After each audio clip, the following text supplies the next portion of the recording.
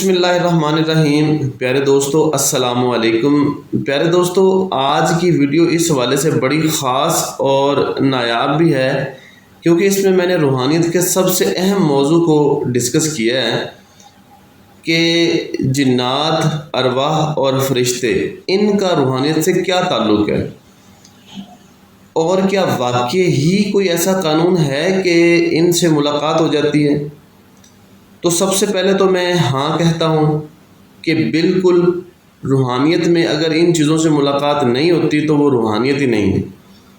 اب قانون کیا ہے میں آگے چل کے آپ کو بتاتا ہوں۔ تو دوستو، جیسے آپ سب کو معلوم ہے کہ ہم روحانیت کے مختلف کورسز کروا رہے ہیں، وظائف کے بھی، روحانیت کے بھی، مراقبہ جات کے بھی، اس کے علاوہ ہیپنوٹزم کے کورس ہیں، نیورو لنگوسٹک پروگرامنگ کے کورس ہیں، اور نفسیات کی دیگر تھراپی کے کورس بھی کروائے جاتے ہیں، اور مختلف امراض کو بھی ڈیل کیا جاتا ہے۔ سب کورسز آن لائن ہیں اور بہت کم وقت میں کروائے جاتے ہیں۔ اگر کوئی دوست سیکھنا چاہیں تو ہم انہیں سکھاتے بھی ہیں۔ تو دوستو، بات ہو رہی تھی جنات، فرشتے اور ارواح کی۔ دیکھیں دوستو، ہم جن چیزوں کو دیکھتے ہیں ان کا تعلق جس فریکوینسی کے ساتھ ہے وہ صرف اور صرف 400 نینو میٹر سے لے کر 700 نینو میٹر تک ہے، یعنی جو بھی چیز ہمیں نظر آ رہی ہے، اور یہ ہماری آنکھوں کی رینج ہے، ہماری دیکھنے کی رینج ہے۔ اب چیزیں 400 نینو میٹر سے پہلے بھی موجود ہیں جیسے الٹرا وائلٹ ریز ہیں، اور 700 نینو میٹر کے بعد بھی موجود ہیں جیسے انفرا ریڈ ہوگی۔ اب اسی طرح اللہ تعالیٰ کی اور بھی کئی مخلوقات ہیں جو ان فریکوینسی سے، جو ویزیبل فریکوینسی اس سے بیونڈ موجود ہیں۔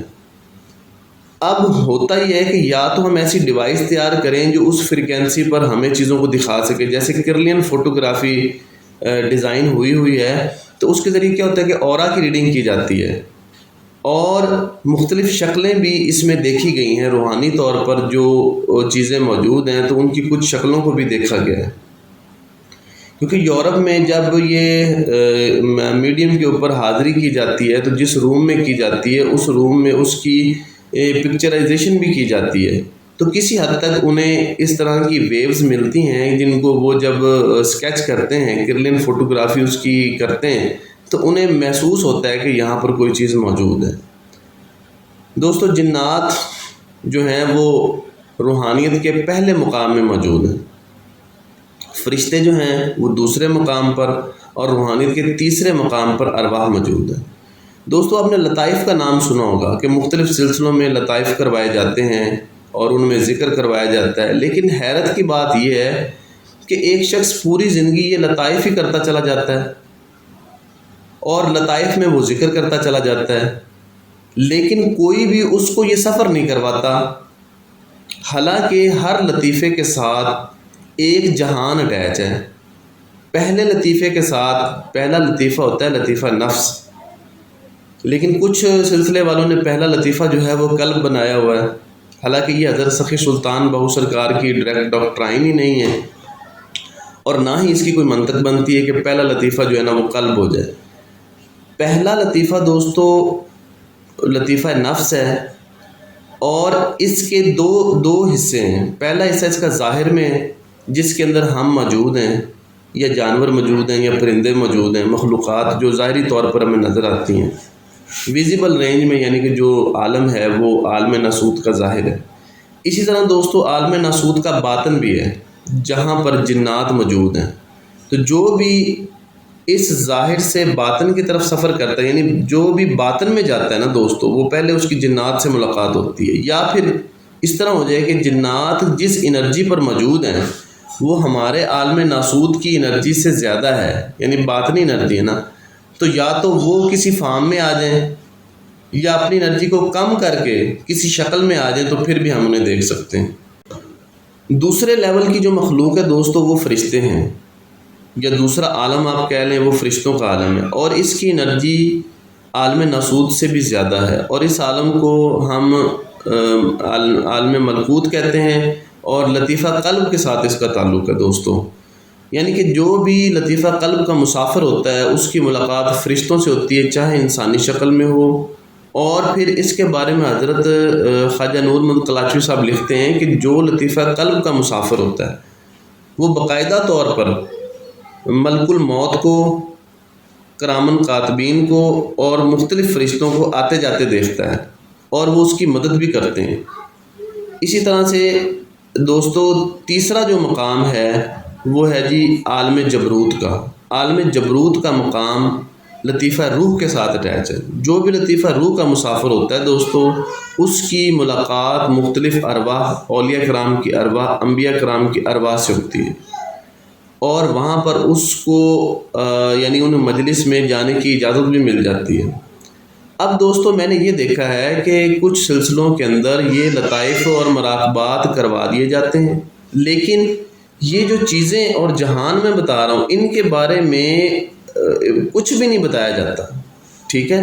تو یہ کیسے ممکن ہو سکتا ہے کہ ایک جو ہے نا وہ مسافر ہے روحانیت کا، اور اس کے آپ نے سارے لطائف کروا دیے ہوں اور وہ اس کی ملاقات ہی نہ ہو کسی جگہ پر، روحانی طور پر اس کا سفر ہی نہ ہو،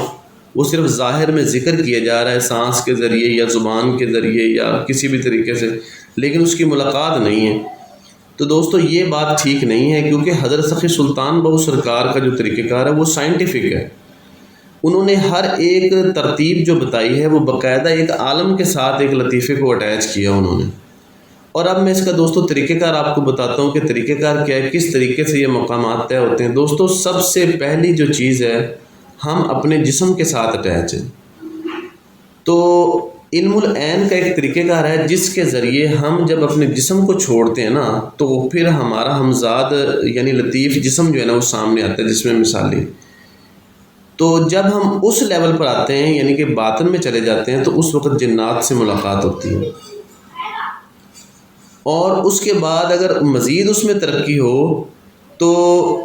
لطیف جثے پیدا ہونا شروع ہو جاتے ہیں، اور وہ کیا کرتے ہیں پھر عالم ملکوت میں سفر کرتے ہیں۔ عالم ملکوت کا علیحدہ سے جثہ ہے اور عالم جبروت کا علیحدہ سے جثہ ہے، تو ان کی باقاعدہ طور پر پرواز ہوتی ہے اور ان میں سفر کیا جاتا ہے علم العین کے ذریعے۔ دوستو علم العین ہی وہ طریقہ کار ہے جس کے ذریعے باطن میں جایا جاتا ہے، اور دوستو اسی کے ہم مختلف کورس کرواتے ہیں اور ابتدا سے کرواتے ہیں۔ یہ ایسی چیز نہیں ہے کہ آپ کو 1 منٹ میں وہ بتا دی جائے، لیکن یہ ہے کہ جو لوگ بھی سیکھنا چاہیں وہ دیے گئے نمبرز پر رابطہ کریں، اور انہیں ہم ابتدا سے یہ چیز جو ہے وہ سٹیپ بائی سٹیپ انشاءاللہ کروائیں گے، تو جس سے وہ اپنی منازل سلوک طے کریں گے، اور وہ ان لطائف میں جن کو وہ صرف ذکر کے ساتھ لے رہے ہیں باقاعدہ طور پر اس میں وہ سفر کریں گے۔ تو دوستو میں ساتھ آپ کو یہ بھی بتاتا چلوں کہ جب تک ہم اپنے ظاہری جسم سے آزاد نہیں ہوں گے مراقبے کی حالت میں یا کسی بھی کنڈیشن میں، تو اس وقت تک روحانی سفر نہیں ہوتا۔ اس کے متعلق اگر مزید کوئی گائیڈ لائن لینی ہو دوستوں تو میرے نمبر موجود ہیں، تو آپ واٹس ایپ کر سکتے ہیں، رابطہ کر سکتے ہیں۔ بہت شکریہ۔